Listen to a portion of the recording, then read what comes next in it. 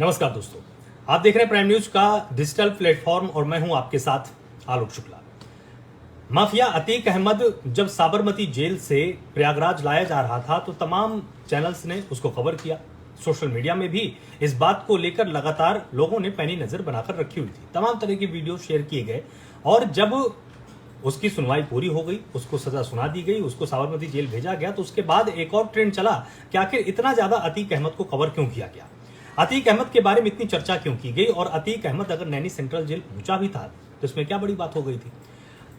अब अतीक अहमद जब साबरमती जेल में वापस से बंद है, फिलहाल अब पहले में और अब में अंतर ही आया है कि जब अतीक अहमद पहले साबरमती जेल में बंद था तब वो अंडर ट्रायल था, मतलब उसको वहां पर काम नहीं करना पड़ता था और उसके ऊपर सजा याफ्ता कैदियों वाले नियम लागू नहीं थे। लेकिन अब जब वो दोबारा साबरमती जेल पहुंचा है तो उसको एक नंबर भी अलॉट किया गया है।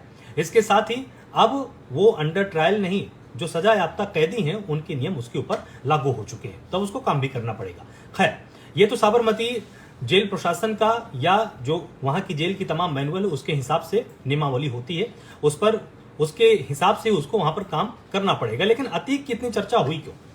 अतीक के तमाम किस्से हैं और वो किस्से मैं आपको बाहर के नहीं सुनाऊंगा, क्योंकि बाहर में अगर बात की जाए तो जब वो नैनी सेंट्रल जेल में था तब भी उसके ऊपर 150 केस थे और वो कई बार जेलरों को इस बात की धमकी देता था कि मेरे ऊपर 150 केस हैं, अगर तुमको मारपीट दिया या तुम्हारे घर परिवार के साथ मैंने कुछ कर दिया तो 151 हो जाएंगे।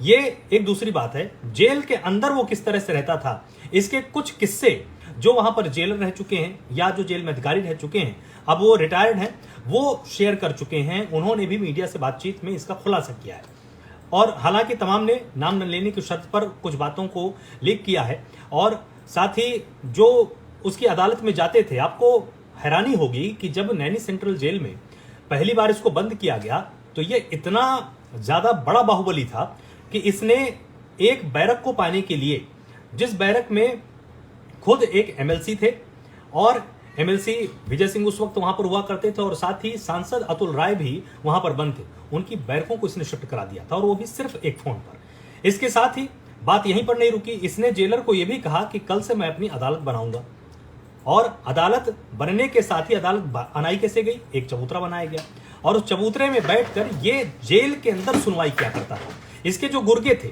ये गुर्गे आते थे और साथ ही जो फरियादी होते थे वो मिलने के बहाने इसके सामने अपनी समस्याओं को लेकर जाते थे। इलाहाबाद हाईकोर्ट में एक वकील हैं जिन्होंने नाम न लेने की शर्त पर भी मीडिया से बातचीत करते हुए इस बात का खुलासा किया कि जब नैनी सेंट्रल जेल में माफिया अतीक बंद था उस वक्त मेरी जमीन पर इसके ही गुर्गों ने बाहर कब्जा किया। आप देखिए अतीक खेल कैसे करता था, बाहर इसके गुर्गों ने इनकी जमीन पर कब्जा किया, लगभग 1400 स्क्वायर फीट की जमीन थी।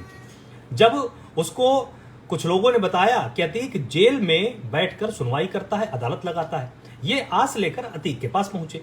अतीक को प्रयागराज या आसपास के इलाकों में अतीक अहमद कोई नहीं बुलाता था, उसको भाई कहा जाता था। अब जब ये अतीक अहमद के पास पहुंचा तो खेल ये था कि 5 लाख रुपए में इसने जमीन खरीदी थी। अब अतीक अहमद ने अपना फैसला ये दिया कि भाई देखो, आज से कुछ साल पहले तुमने 5 लाख में जमीन ली थी, अब 7.5 लाख रुपए तुम इन लोगों से ले लो और जमीन पर कब्जा छोड़ दो। हालांकि उस वक्त 35 लाख रुपए उस जमीन की कीमत थी। अब अतीक का जब फैसला हुआ तो इस वकील को मानना पड़ा और इसके चलते जो एक बेशकीमती पूंजी थी वो इनके हाथ से चली गई। इसी तरह जो रिटायर्ड वहां पर सुप्रिटेंडेंट रह चुके हैं उन्होंने भी साफ तौर पर यह बताया कि जब इसको पहले नैनी जेल से देवरिया जेल शिफ्ट किया गया और उसके बाद जब नैनी जेल एक बार ये फिर से आया तो वहां पर जैमर लगाया गया था। अब जैमर के चलते अतीक कई बार फोन का चुपचाप इस्तेमाल करता था, अब इसका फोन काम नहीं करता था, तो इसके चलते इसने जेलर से कहा कि जैमर की फ्रीक्वेंसी कम करो। जेलर इस बात को माने नहीं, उन्होंने जेल मैनुअल का हवाला दिया। इसके बाद अतीक ने उनको थप्पड़ भी जड़ दिया था। अतीक उस वक्त किसी से भी नहीं डरता था। अब अतीक अहमद, क्योंकि सरकार बदली, सरकार का थोड़ा सा मिजाज बदला और जो पैरवी थी पुलिस की वो भी बहुत तेज हुई, चार्जशीट तेजी के साथ फाइल की गई, जो इसके गुनाह थे उनको सामने लाया गया, जो इसकी जमीनें थी, जो अवैध कब्जे थे, जब उनको मुक्त कराया गया उसके बाद से अतीक की कमर टूटी है। क्योंकि अगर किसी बाहुबली के पास पैसा रहे, संपत्ति रहे, तो वो कहीं ना कहीं जांच को भी प्रभावित कर सकता है, अधिकारियों को भी मैनिपुलेट कर सकता है। लेकिन अगर संपत्ति ही ना रहे तो गुर्गे काम किस चीज के लिए करेंगे? गुर्गों के अंदर भी ये संदेश लगातार जाता रहता है कि भाई अब तो इसके पास पैसा ही नहीं है, ये तो बिल्कुल कंगाल हो चुका है, जिसके चलते वो लोग भी माफिया का साथ छोड़ते हैं। ये काम करने में सरकार कामयाब रही और इसी के चलते अतीक की चर्चा ज्यादातर हुई। एक और किस्सा यहां पर था, अतीक अहमद जब नैनी जेल में ही बंद था, तो नहीं, नैनी जेल से जब इसको शिफ्ट किया गया देवरिया जेल, तो देवरिया जेल में ये इलाज कराने के लिए अस्पताल पहुंचा। वहां पर फार्मासिस्ट से इसका विवाद हुआ। विवाद करने पर जो तत्कालीन जेलर थे वो बीच में आए। उन्होंने कहा कि भाई मारपीट मत करो वापस, क्योंकि तुमको भी जेल भी पहुंचना है। इसने जेलर के साथ भी बदतमीजी की, लेकिन वो इकलौते जेलर थे अतीक के जेल रहने के दौरान जिन्होंने अतीक को मारने के लिए डंडा तक हाथ में उठा लिया था। और देखिए, जब इस माफिया ने उनको धमकी दी कि मैं तुम्हारे परिवार को बाहर मरवा सकता हूं, तो उन्होंने भी बहुत ही लहजे में और अपने जेलर वाले अंदाज में ही कहा कि तुम्हारे ऊपर 150 केस है, तुम्हारे ऊपर 151 हो जाएगा, मेरे ऊपर एक भी केस नहीं, अगर एक लग भी जाएगा तो कोई फर्क नहीं पड़ेगा, लेकिन मैं तुम्हारा दिमाग ठिकाने लगा दूंगा। उसके बाद से जो जेल में काम करने वाले लोग थे उन्होंने साफ तौर पर बताया कि जब तक अतीक देवरिया जेल में रहा तब तक, और उसके बाद अतीक जब नैनी जेल में शिफ्ट किया गया तब भी उस जेलर से बहुत ही शालीनता के साथ वो पेश आता रहा। मतलब देखिए, अगर कोई अधिकारी ईमानदार है, अगर अधिकारी दबता नहीं है, तो निश्चित तौर पर माफिया हो, गुंडा हो, वो आंखें पहचानने में देरी नहीं लगाते हैं, उनको पता होता है।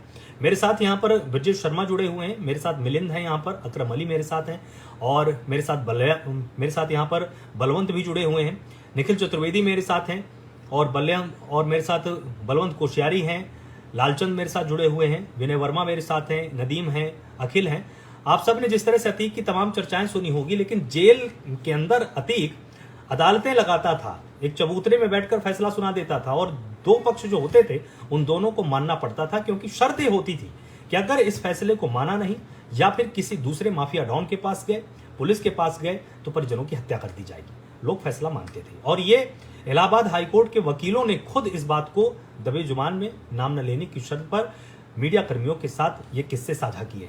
जो रिटायर्ड अधिकारी हैं, जैसे एचबी सिंह, कभी सुप्रिटेंडेंट हुआ करते थे जो नैनी सेंट्रल जेल है, उन्होंने तो साफ तौर पर उन्होंने कहा कि अगर नाम छापना भी है तो लोग छाप सकते हैं, या नाम अगर मीडिया में लेना है तो आप ले सकते हैं, क्योंकि अब वो रिटायर्ड अधिकारी हैं और बहुत ही ईमानदार अधिकारियों में उनकी गिनती होती थी। उन्होंने साफ तौर पर कहा कि अतीक जेलरों के साथ बदतमीजी करता था, जेलरों के साथ मारपीट करता था, और जेल के अंदर अक्सर कोशिश करता था कि उसकी अदालत के चलते प्रयागराज के अंदर उसका जो माफिया राज है वो चलता रहे, और इसी के चलते फिर इसको साबरमती जेल शिफ्ट किया गया। हालांकि सुप्रीम कोर्ट ने आदेश दिया था, लेकिन निश्चित तौर पर साबरमती जेल के में जाने के बाद भी इसके रसूख में कोई कमी नहीं है। अभी एक और किस्सा इसमें है कि जब अब की बार इसको लाया गया तो इसके भाई अशरफ को भी लाया गया था।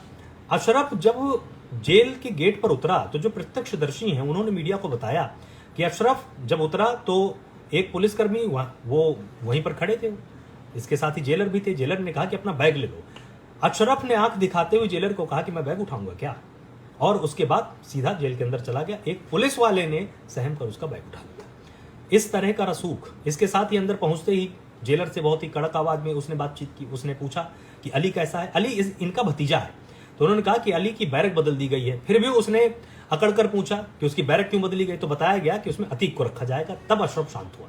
इसके बाद जब ये पूरा फैसला आया तो क्योंकि इस पूरे केस में अशरफ को दोषी नहीं पाया गया था, उमेश पाल अपहरण कांड का ये पूरा मामला था, तो उसमें अशरफ को दोषी नहीं पाया गया था। 7 लोग इसमें बरी किए गए थे, 3 को इसमें सजा याफ्ता किया गया है।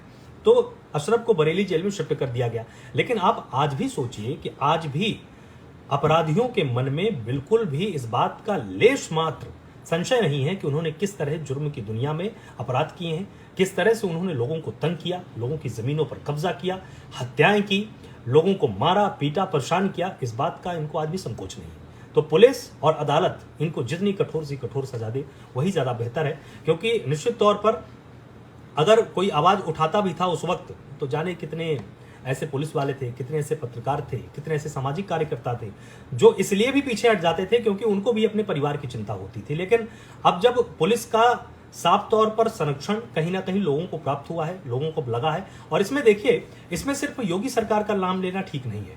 आपको याद होगा क्योंकि राजू पाल विधायक थे बसपा से, उसके बाद जब 2007 में सत्ता का परिवर्तन हुआ, हालांकि मुलायम सिंह यादव ने भी कभी इनको सपोर्ट तो नहीं किया, लेकिन कहीं ना कहीं जांच में थोड़ी सी धीमी रही और गवाह डरते रहे, जिसके चलते अतीक उस वक्त बचता रहा।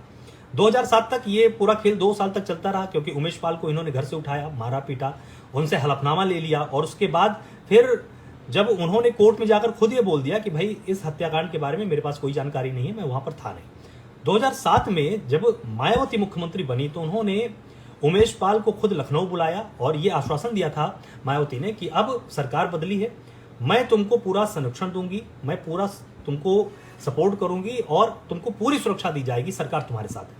तब उमेश पाल ने अपहरण कांड की शिकायत दर्ज कराई और फिर अतीक अहमद के विरुद्ध मुकदमा पंजीकृत होते हुए कहीं ना कहीं उसके ऊपर शिकंजा कसा गया। तो सरकारों का देखिए, इसमें हर सरकार ने काम तो किया है, क्योंकि ऐसा नहीं है कि 2005 में जब राजूपाल हत्याकांड हुआ तब FIR नहीं हुई, लेकिन कहीं ना कहीं गवाहों के मन में डर की स्थिति के चलते और उस वक्त क्योंकि इसका नेटवर्क बहुत स्ट्रांग था, तुरंत पुलिस भी इसलिए इसमें कार्रवाई नहीं कर पाई क्योंकि गवाह कहीं ना कहीं बार बार मुकर जा रहे थे, कुछ लोग डरते भी थे। और आप में से कोई भी होगा या जो भी गवाह होते हैं अक्सर वो इसलिए भी मुकर जाते हैं कि कई बार उनको अपनी परवाह नहीं होती, अपनी परिजनों की होती है।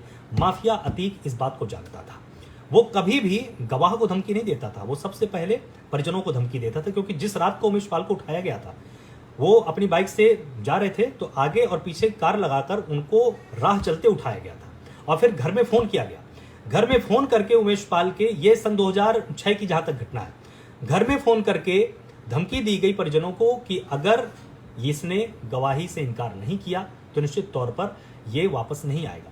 तो परिजन भी कहीं ना कहीं डर गए, फिर उसके चलते उसने अपना बयान, हालांकि उस वक्त हलफनामा दिया, लेकिन बाद में चीजें सामने आ गई और इसी के चलते माफिया का राज काफी सालों तक प्रयागराज में चलता रहा। और माफिया अतीक अहमद इसीलिए लोगों पर हुकूमत करता रहा क्योंकि परिजनों की हत्या करके, उठवाकर, जमीनों पर कब्जा करके, और इसने पैसा इतना कमाया, जो काला धन था इसके पास इतना था कि इसके चलते अच्छे वकील कर लेना, कुछ पुलिस वालों को मैनिपुलेट कर देना, कुछ अधिकारियों को मैनिपुलेट कर देना, ऊपर से फोन करवा देना, इसके चलते बचता रहा। लेकिन आखिरकार अपराध का अंत तो होता ही होता है और इसीलिए अतीक अहमद को कवर करना भी बहुत जरूरी था, ताकि आने वाले समय में लोगों को कम से कम इस बात का बिल्कुल भी संदेह ना हो कि अगर अपराध किया जाता है तो उसका अंत 10 साल बाद, 20 साल बाद होता ही होता है। माफिया अतीक का भी अंत इसी तरह हुआ। मुख्तार अंसारी को लेकर भी लगातार इसी तरह से प्रक्रिया की जा रही है और तमाम राज्यों में अगर आप देखेंगे, चाहे वो हैदराबाद की बात हो, हैदराबाद में भी अगर आप सर्च करेंगे तो आप पा जाएंगे तमाम तरह के डॉन हुए। रवि सिंह जैसे तमाम बहुत ही कुख्यात अपराधियों के तौर पर लोग हुए वहां पर भी, जिन्होंने पूरे हैदराबाद की नाक में दम कर रखा था।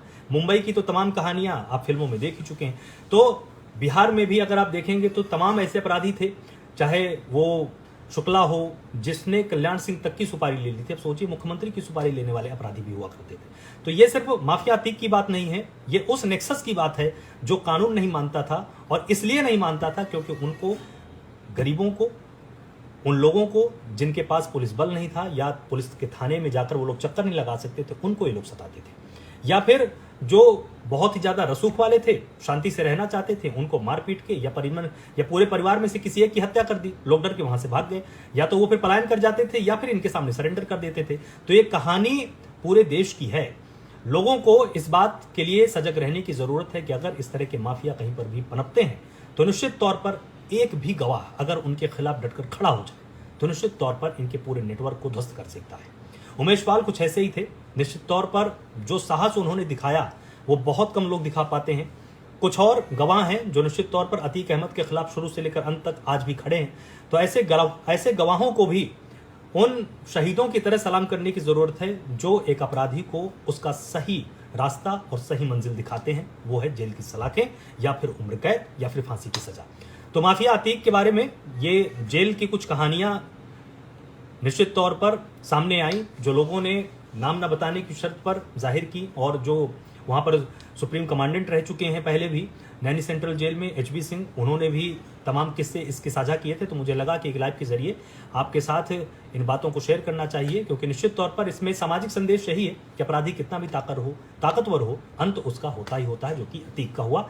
ऐसे ही मुख्तार का, ऐसे ही चाहे वो कर्नाटक की बात आप कर लें, उड़ीसा की बात आप कर लें, चाहे आप छत्तीसगढ़ की बात कर लें, चाहे मेघालय की बात कर लें, जहां कहीं पर भी अपराधियों ने सिर उठाया है उनका अंत इसी तरह से हुआ है।